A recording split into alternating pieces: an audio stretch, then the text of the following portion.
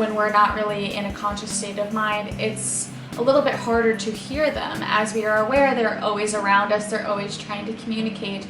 But if our mind is really loud with thoughts or negativity or busyness, it's going to be a little bit harder to notice and or hear them.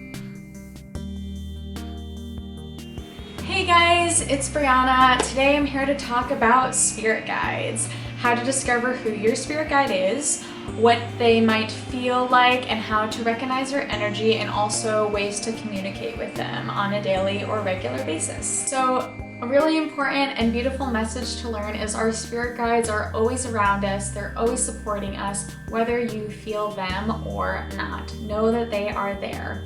They come in many different forms. They're here for many different reasons, and the messages that they have to share with us all differ depending on the guide that you're communicating with. You can have a group of guides. You can have a few guides at a time.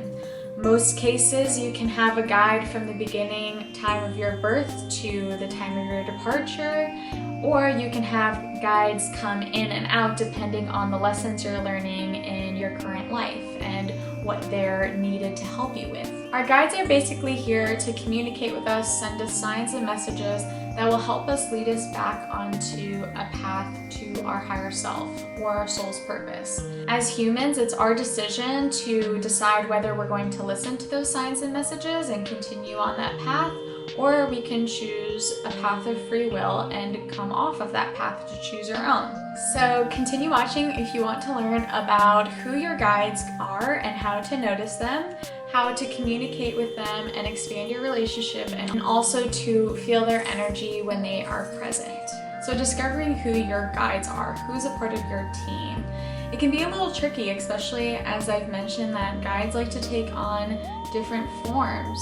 They like to have different energies, and you could have multiple, so it could be hard to figure out who is who and whether you feel that energy is a guide or something else. It also makes it a little bit more confusing because every guide is very different and no guide is alike. One of the first ways I discovered who my guides were was really just listening to what I felt attracted to or what my interests were. For example, I've been really obsessed with wolves. You might already know this about me if you've been here for a bit. But yeah, my attraction with wolves started very young and grew as now an adult. Most of our interests or hobbies relate to things that our guides brought to us or have us do to connect with them. So during a meditation, I was actually brought in to meet one of my guides, and they did step forward and I saw their shape and I felt their energy. She appeared as an indigenous woman with a white wolf next to her. Both of them are always together, so they always come as a pair or two. And I didn't necessarily need that meditation to confirm that yes, those were my guides. I did have a sense or a feeling or knowing that there was some kind of wolf connection to my soul or my interest. It was just paying attention to that, and that led me to be able to communicate with her and the wolf more. So to discover who your guides are, I really urge you to pay attention to important words, phrases, animals, or even numbers that draw your attention and have more occurrences for you than the average person. Sometimes if your guide just shows up in energy, you can recognize these from these occurrences or really feel their presence when this thought comes to mind. Then you can really kind of assign that guide to be one of yours. You can give them a name if they don't give you one already, or you can just be aware that they are there once you know that you understand their energy and know where they might be.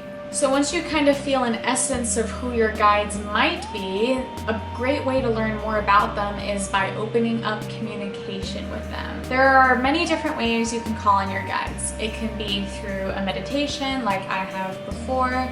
It can be through an affirmation during your journaling. You can actually write, I want my guides to come forward. Please show me signs that they're here. You can say, I want to open up communications with my guides. Prompts like that could be really helpful.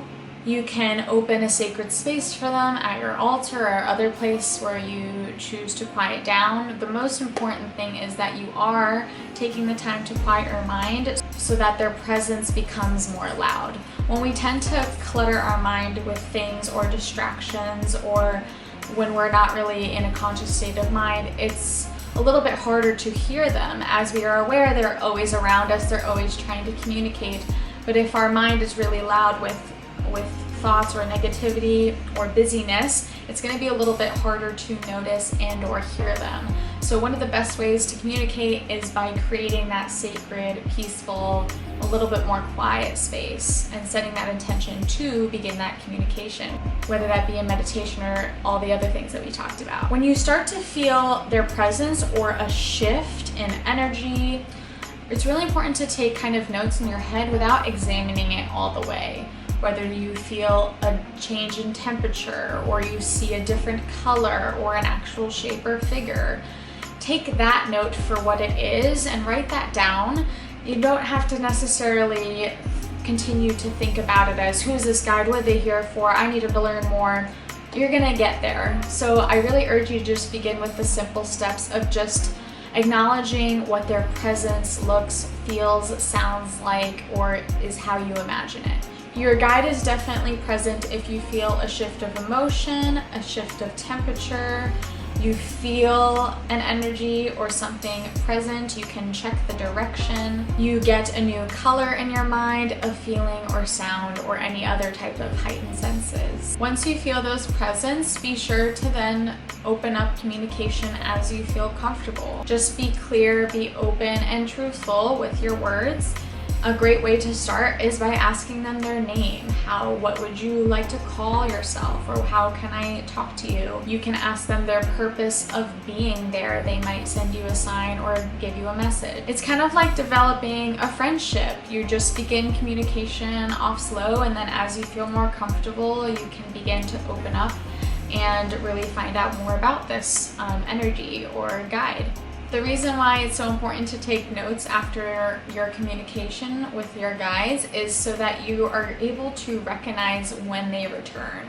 When you're in your space and you feel that same color or that similar energy or the direction, you can then realize, oh, that guide is returning. Or if you go back into a space where you're communicating with your guides and you're open to that and you feel a different energy, then we know that this could be more than one spirit guide that is appearing for you. Last but not least, how can you feel their presence and how can you recognize this for later times? Well, like I said, building those notes is really important. Some other tips I have for you is with these notes to study their energy. You can get a sense for if the energy is masculine or feminine. Like I said, colors or images, directions where they might come more frequently. And these traits will become more of a language that you use to communicate with them. It's also important to take note whether these are energies you felt before or not. If you feel like there are energies that are more constant for you in your life, or you felt them before as a child or a young adult, then this most likely is a guide that has been with you for that amount of time.